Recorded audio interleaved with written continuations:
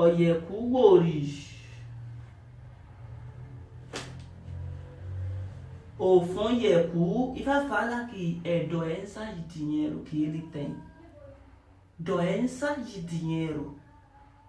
E depois sabemos o problema dele.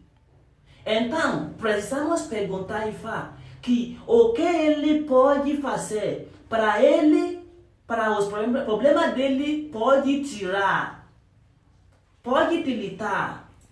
Para ele não pode ter nada problema de novo. Então, agora sabemos que ele tem problemas de dinheiro dentro da vida dele. Entendeu?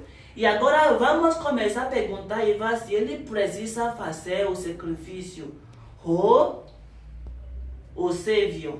Entendeu? E falou com ele, ele conhece o Ifa, o Turupan, o B. O Turupan, o B.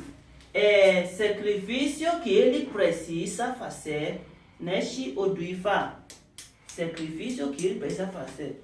Não é sacrifício, é orixá que vai ajudar ele. Ogbe wane, ogbe para datan tele gan louco, Ifa jọba láyé tán ó kù tẹ́lẹ̀ náà.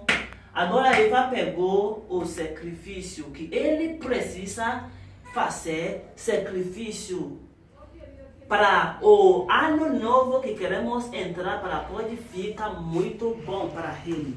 Para ele não pode ficar muito sobre. Para ele não pode ficar muito pobre. Para ele pode ter dinheiro, para ele pode ficar muito bom, para ele pode para ele pode ter boa vida. Agora, eu preciso explicar para ele na língua que ele entendeu. Então, se você quer consultar Ifa, você pode contar, você pode ligar nós no número que você fez neste site, que chama-se ifaneura.com. Que lhe do mar e tudo, o na terra e no céu, dá boa vida e prosperidade para todo mundo que entra para esse site que chama-se ifaneura.com. A seu ireu.